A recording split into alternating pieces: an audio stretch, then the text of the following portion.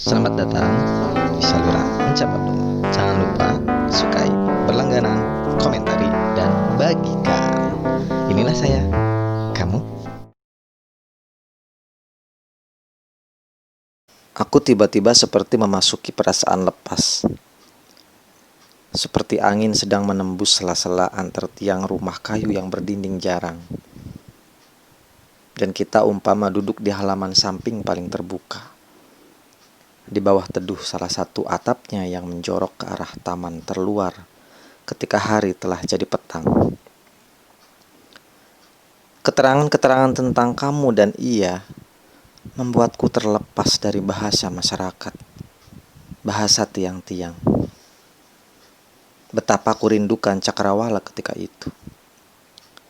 Rindu dengan nada penuh ejek pada perjalanan sejarah moral sejumlah bangsa yang senang berdiam dalam rumah dan bicara atas nama rumah masing-masing dan tanpa keterujian. Kini kita sudah menendang etika macam itu. Sebab kita ingin memilikinya sendiri. Bukan yang ini, bukan yang itu. Membikin batas dari sejarah kita sendiri yang sedang akan dimulai. Kita mulai tersenyum dalam rasa takut. Tapi takut yang menjanjikan alam pikir yang lain sama sekali. Aku sudah mengira suara sumbang salah seorang teman kita bisa saja benar ketika mereka masih dekat di sekitar kita.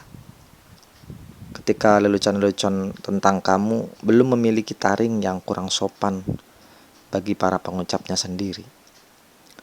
Manakala mereka kelak memandangi cermin. Manusia memang sering terlambat dalam menyadari kemungkinan konyol dalam tindak tanduknya. Sebagian besar teman kita adalah orang-orang yang hanya tertarik dengan apa yang salah dari apa yang sudah biasa. Padahal mereka sudah biasa menambahkan kata naif atau bersahaja pada hal-hal yang mereka kritik. Aku segera memandang mereka sebagai kawan-kawan yang percuma. Saat itu, aku mengobati rasa kecewa dengan sangat praktis. Percaya pada usia mereka dan pola pengasuhan yang membesarkan mereka. Kamu akan melarikan diri untuk kebahagiaan yang sedang dirumuskan. Tapi kamu sudah menguatkan diri bahwa pilihanmu adalah pilihan untuk kebahagiaanmu dan juga ia.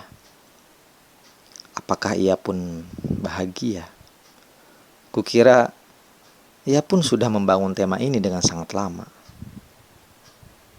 Tapi kukira semua itu urusannya semata. Aku kira saat itu pula aku langsung mendorongmu untuk memilih hidup macam itu. Sebab aku tidak tahu pilihan terbaik apa bagi kebahagiaan kita sekalian di abad ini. Entahlah tapi hanya itu yang dapat kukatakan hingga kini tentang kesan pertama yang melontarkan aku pada sebuah abad yang akan dilalui sejumlah manusia seperti kamu dan ia. Sebuah abad dalam bayanganku. Mungkin saja bukan maksudku mengatakan lepas, tapi entah apa yang harus kukatakan. Aku sungguh merasakan suatu kelepasan.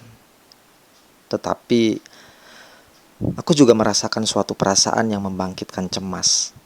Seakan aku akan melaju bagai angin yang tak dapat bersandar pada apapun. Dan sejenak, aku tak mau melihat masa depan melaju tanpa sangkutan. Hidup tanpa cakrawala di depanku. Bahkan kuhabiskan hari-hariku di sana untuk mengatakan hal-hal yang serba ringkas saja pada sejumlah kawan. Aku juga mencatat sebagian kata-kataku itu untuk kusisihkan dari hal-hal yang bukan kalimat pokok. Terakhir pertemuan kita, kutanggung sebuah beban separuh kisah tentang kamu dan ia. Aku pun berjalan dalam separuh dunia yang orang lain takkan paham. Kecuali aku bicara dengan bahasa biasa. Dan aku tak bisa membicarakan ini dengan sejumlah orang. Ini hanya untuk 1-2 jiwa saja. Kebanggaanku akan persahabatan kita dapat kusentuh kakinya dan kulihat bekasnya.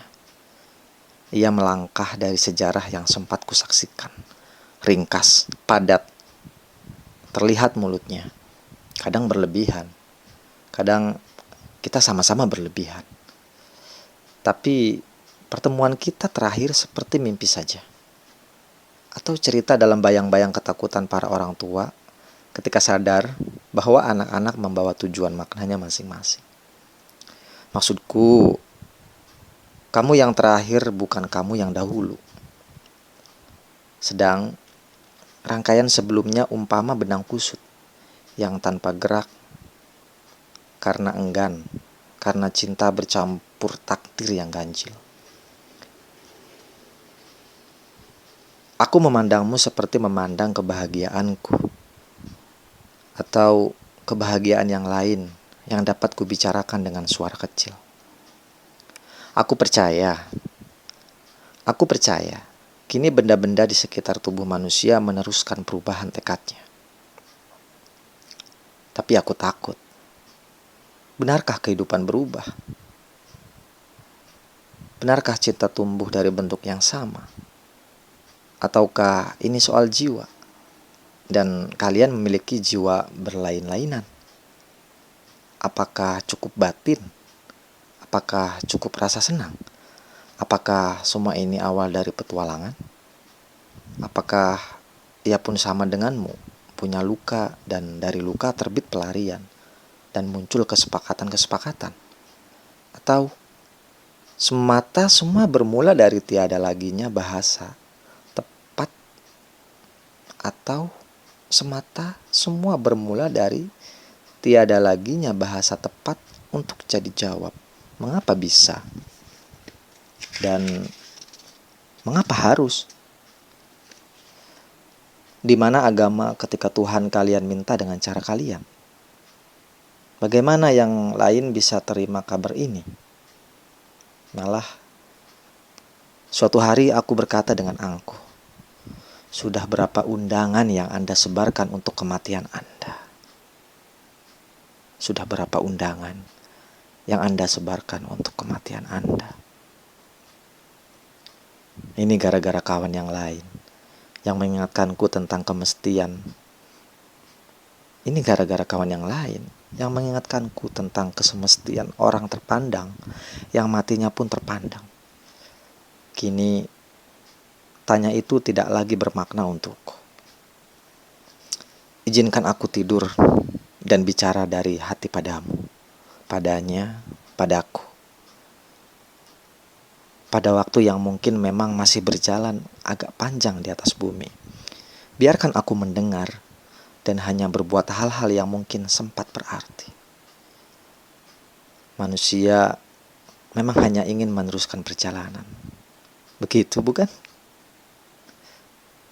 Kematian ditolak sedari harapan belum dapat dipahami.